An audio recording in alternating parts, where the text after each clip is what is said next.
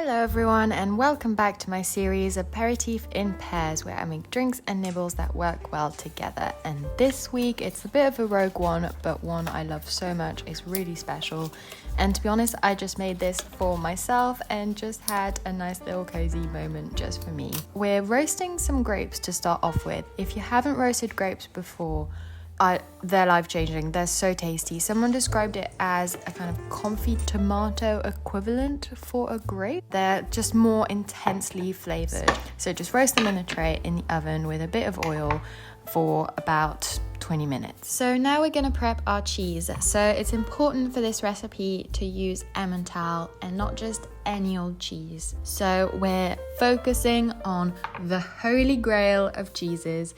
See what I did there? Because it's a holy cheese.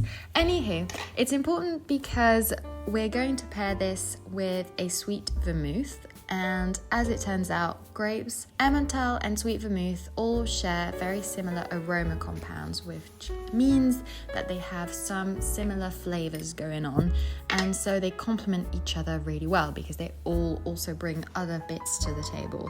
So I know it sounds a bit strange, but trust me, it's hard to explain when you try them together. They just work, they're just better together, and it's just a really lovely time.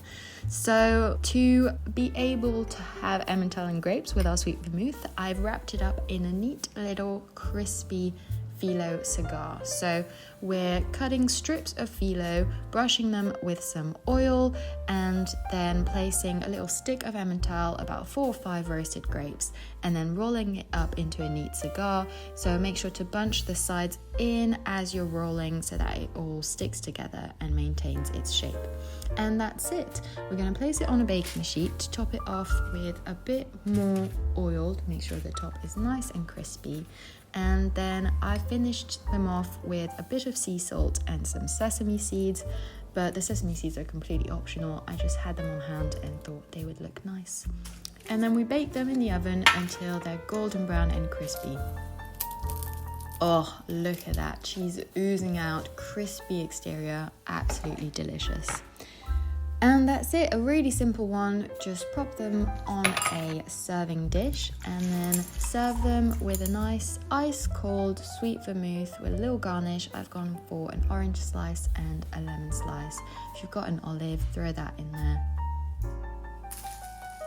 Absolutely delicious and one of my favorites. Please let me know if you try this one, and as always, make sure to like and subscribe for more every week.